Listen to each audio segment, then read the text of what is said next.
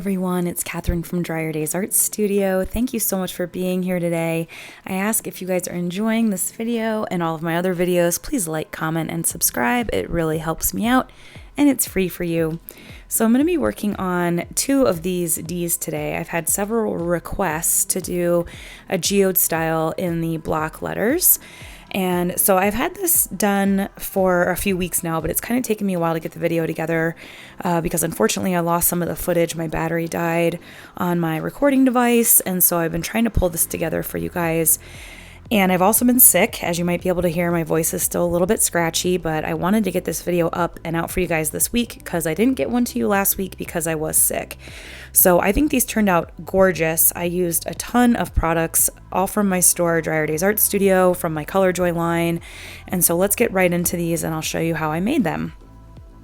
So here are the two block letter Ds. I got these at Michael's actually, and they were already painted white, ready to go, and then I just painted them in the colors that I wanted to use. So as you can see here, I kind of have a color scheme going where I thought I was going to have sort of a cohesive piece across the two. That's not really how it ended up panning out.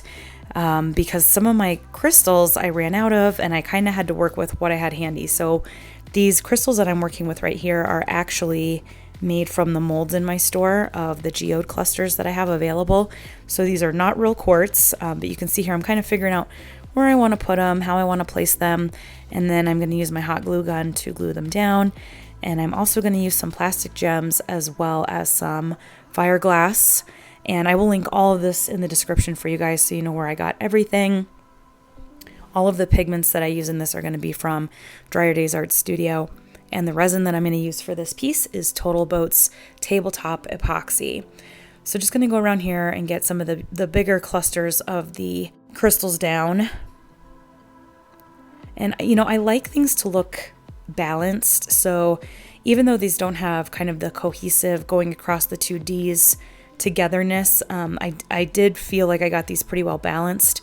I might do them a little bit different in the future, but this was my first time working with letter cutouts, which was a little bit different for me. I'm used to having kind of one big canvas or surface to work with, and but I love the colors of these, and you know me, I love working with stones and texture, so these were really fun to make. And I actually had someone ask me now if I can make a couple of letter B's for them, so I'm going to do that.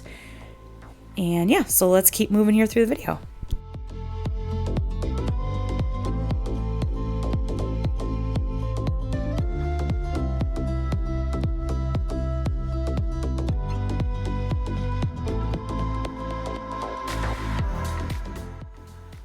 I like using hot glue because it dries really fast, and I wanted to get to pouring resin on these pretty quickly, so that's why I opted out of using the clear Elmer's glue. If I have some time and I know I don't want to pour resin right away, the clear Elmer's glue is fine. You just want to make sure that glue is totally dry.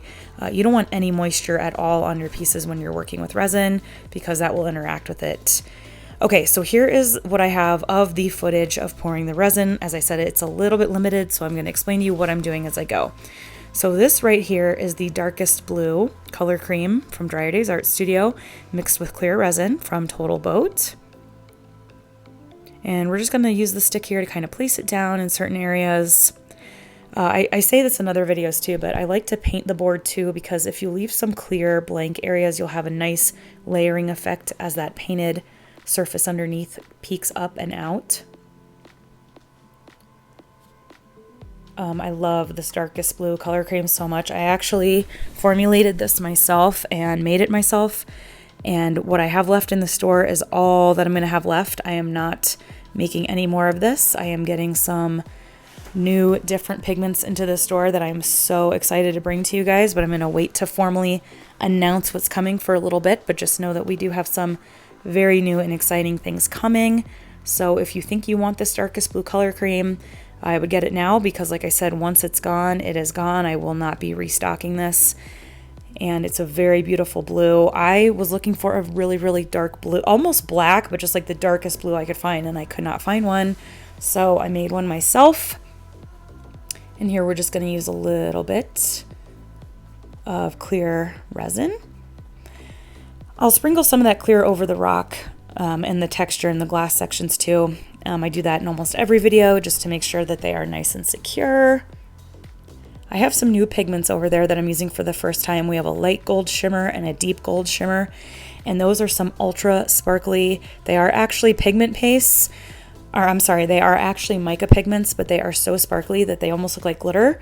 But the nice thing is they're so light, they're as opposed to glitter, that they actually stay right on the surface. So they're just so sparkly and gorgeous. You'll see them when I show you guys the finished pieces of this again. I will point out those shimmers for you, but they are just really stunning. Okay, so if you notice there, I took a tiny, tiny, tiny bit of the fine blue glitter that I have in my store, and I put it into a little bit of clear resin, and that's what I'm using to sprinkle over here on my stones. And what I like about adding a little bit of that glitter in is it's gonna sort of help us marry it to the other sections, so that it's not just this stark clear. It's also gonna give us some really beautiful sparkle. And I'm just gonna drizzle that over these gem sections. And here we have the antique lace mixed with clear resin. Antique lace is a beautiful off-white. A little bit darker than an off-white, but it is just gorgeous. I use it in almost every single piece. And just drizzling it over certain sections here. Looking at where I want it. Again, we're trying to focus on balance, but also have these be sort of a cohesive piece. Now I'm going to use some of my gold metal, which is also a color cream, and I have this available in mica pigment as well. Again, once that color cream is sold out of the gold metal, that will be it. I will still have the gold metallic mica powder, but the color cream, once that's gone, it will be gone because we're getting other items into the store. And now this is that light gold shimmer. And it's hard, I'm trying to get it to pick up on my camera here, but you can see there where it almost looks like glitter, but this is a very light, very fine powder, and it's just gonna float. It's just gorgeous. We'll do a little bit more clear to marry some of these sections together, because I really did want that light gold shimmer to sort of be on top of all these other colors that we're working with here.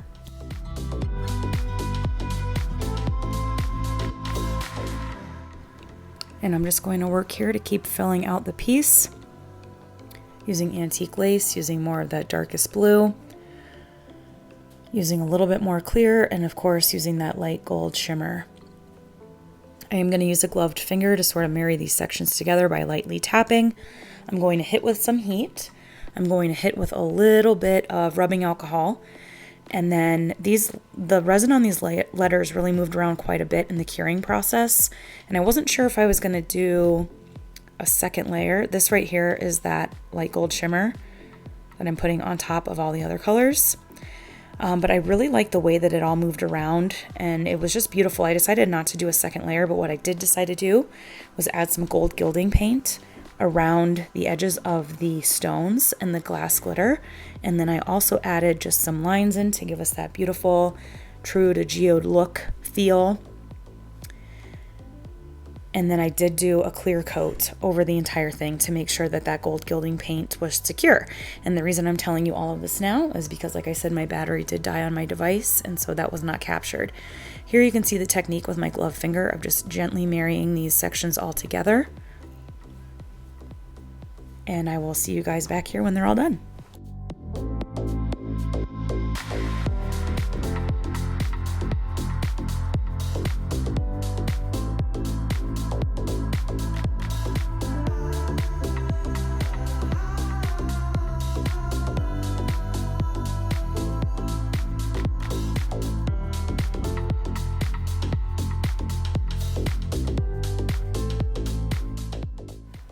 All right, so look at how beautiful and rich and deep and layered these look.